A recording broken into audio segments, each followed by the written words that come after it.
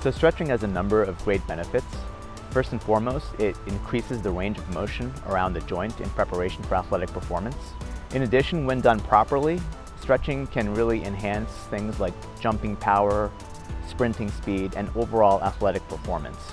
And finally, stretching is a great way to increase core temperature, to increase the blood flow to your muscles, and to help prevent injury.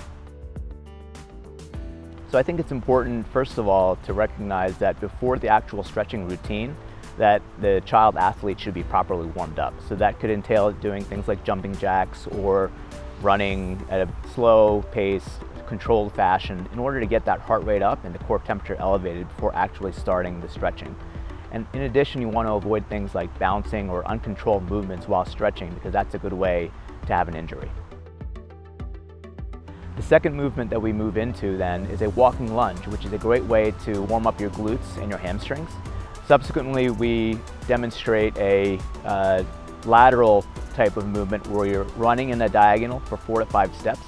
Again, you're doing that in a controlled fashion. You're not sprinting, you're going maybe at 75 to 80% of your maximal speed. And then you're planting and cutting into the opposite direction, which again is a great movement for any kind of athlete, whether it be a baseball player who's moving laterally to field a ground ball or a basketball player doing defensive shuffles. Then we move into a forward run with hip rotation, which really helps to warm up your hip internal and external rotators. And then finally, we do a balance type of activity where we pass the ball back and forth while standing on one leg, which really helps general balance and warms up the upper body and core as well.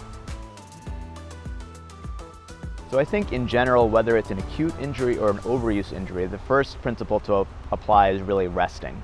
Subsequently, for an acute injury, I think ice and over-the-counter pain medications can be helpful, elevating the affected extremity in order to reduce swelling, as well as sometimes a compressive sleeve or supportive brace or even an ACE wrap can help provide some pain relief.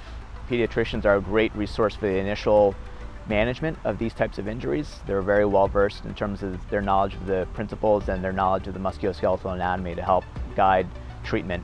And then if things need more specialized care, then an orthopedic surgeon can be the right person to go to.